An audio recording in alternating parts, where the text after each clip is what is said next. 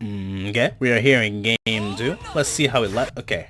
Don't forget, Gotenks with the beam, Vegeta with shields up, Kibble was Boo Ball. Or a Tiger Knee beam. Boo Ball again, followed by Vegeta. Literally the exact same start. Thinking emoji. Now, I actually could punish that sooner by just super dashing as soon as you did the Boo Ball. Because as you were recovering from Boo Ball, I could have super dash and hit you right there, or just press the button right here and just catch it right away. And I would just go right through the Vegito, the Vegito assist. So please be careful when you guys decide to press buttons at the beginning of each round, especially if you know your buttons is not going to reach someone who always backdashes at the start of the round. But that was a good challenge, a good challenge right there. Ooh. The mash to glory, man. The mash to glory. I can tell you, if you weren't mashing right there, or at least if you didn't have a character who pushed you so far forward with their auto combo, you would have been hit by that overhead right there. But since you decided to mash, it pushed you forward just a little bit and got you out. Feels mucho bad. But like I said, don't be afraid to mash it out sometimes. And you can miss me with this fake ass Ghost Oki shit. And you didn't even convert off of it. I feel so disrespected right now. Holy shit. I should twitch the shit out of that. You can reflect that? I don't know. I'm guessing that's supposed to be a reflect, but it was a botched input on your D-pad, so you actually jumped and did S at the exact same time. That's just what I am assuming.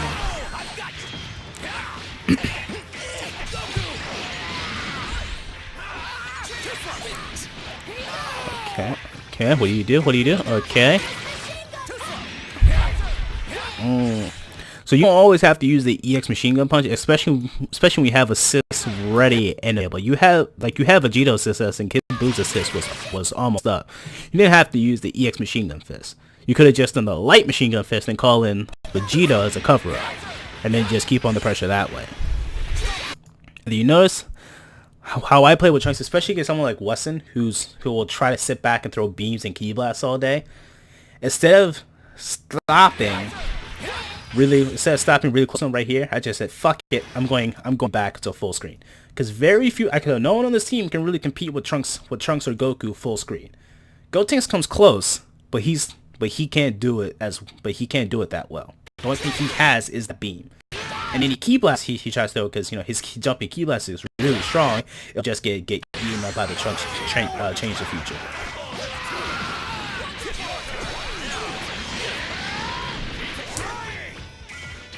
Later, yes, I think I went for the X Mega right there. That was a nice punish. There you go. This is the combo that you should have done previously in the last game. I don't know about that EX grab there. I don't know about that one, Chief. I don't know about that one, Chief. Okay, here's another thing. That sword was hella questionable. In the story, I have probably the two strongest neutral assists in the entire game on my side. And against someone like Vegito, who has good neutral from mid-screen and close, but very bad neutral full screen. Like, yeah, it's the key blast. Guess what? I can super dash right through and just not give a single fuck about. Yeah, fuck that shit. Or it's not playing Goku, I can just shoulder tackle right through it. So of course I'm just gonna sit back, wait for both of my assists to come up, and then use them. Now, if you want to use the Gotenks assist, you want to use it while I'm already in the air, or as soon as I'm coming back down. So as soon as I land, like as I'm coming down from landing, call a Gotenks and then do the 5-finger shot, because 5-finger shot will lock people down. If they're in the air, it'll bring them down towards the ground. That can force me down into the Galactic Donut, locking me there. That's one way you can play neutral full screen with Vegito. And since he has long hitting buttons with his 2-up, you can slide right in and boom, Vegito block straight. But this sword was questionable. This sword is so suspect. It's like a fucking Scooby-Doo villain. That's how suspect that was. Well, I'm going to say you thought I was going to super dash forward, but I was not. I'm not going to super dash towards a goddamn Vegito. Unless he's just throwing out key blasts like they're goddamn candy and it's Halloween.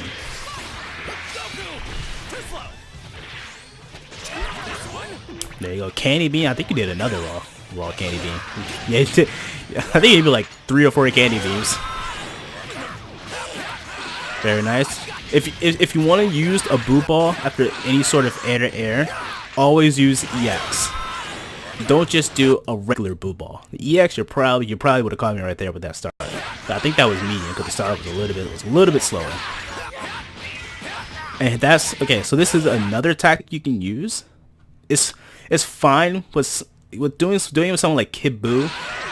It's fine. After advantage, you do like a straight 2M, 5M, or just dash up auto combo to whatever launcher, to whatever Oki. You know, that's perfectly fine. Especially someone like Kid Buu has a lot of options as he comes down. But with someone like Vegito or Trunks, where they can't really get that hard of a knock. Well, I'd take it back. Vegito can now with this 2H. But someone like Trunks, who has no real way of getting a hard knockdown, even you can even do it with someone like Vegito and Gotenks, just not even care. Instead of going for a 2 and 5M relaunch, just dash up and then instant air dash as they tech. Now, if they tech in place, this loses. This setup will lose. But since very little people do tech in place, because that's literally suicide in this game, most people up tech or back tech. And if they're not paying attention, they're gonna get hit and then they die, just like this. So that's another thing that like you wanna look for in terms of like setups and mix-ups. It's after advantage is to skip that relaunch and go right, let them tech and go right into another medium. Oh, okay. You should have vanished right there. One, this was hella risky, but fuck it. If it works, it works. Am I right? But don't forget, you can vanish off. You hit me 3 times. So honestly, as soon as I heard Trunks say something, and I saw red and all these other signs that he got hit, I would just immediately vanish. Just say fuck it. You press the button right there, my man. I was plus. Either I was plus, or you were really slow on pressing the button.